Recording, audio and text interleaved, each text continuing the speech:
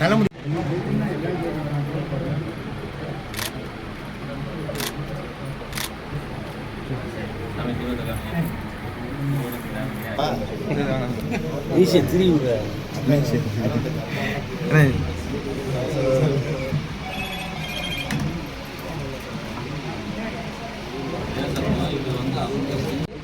வெடிகுண்டு தயாரிக்கிறதுலாம் கற்றுக் கொடுத்தாங்க. அதில் ஒரு சிறந்து அதுக்கப்புறம் நம்ம சக்கரை அதுக்கு இவரை தயார்படுத்தி அவர் அனுப்ப போகும்போதே இவர் விஷயமே தெரியும்.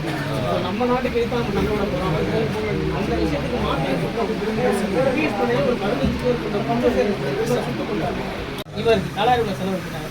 அந்த சண்டையில் வந்து பிரிட்டிஷ் கலெக்டர் அஸ்திமோட்டோ அவருடைய செல்ல பிராணியான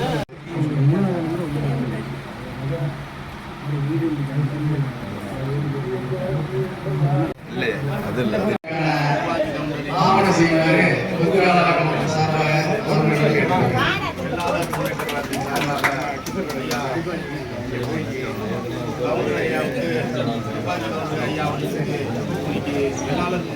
சார்பாகவும் வேளாண் மனைவி சார்பாகவும் மரியாதை செய்து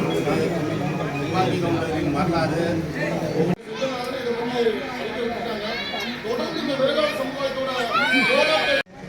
துப்பாக்கி கவுண்டருடைய 224வது குருபூஜை விழாவில் அந்த சுதந்திர போராட்ட தியாகத்திலே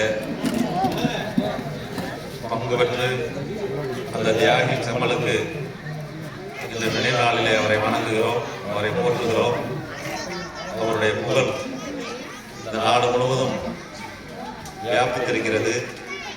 அவருக்கு மணிமண்டபம் கட்ட வேண்டும் என்ற கோரிக்கை இந்த பகுதி மக்களால் அவருடைய வாரிசுகளால் தொடர்ந்து வலியுறுத்தப்பட்டு வந்திருக்கின்றது.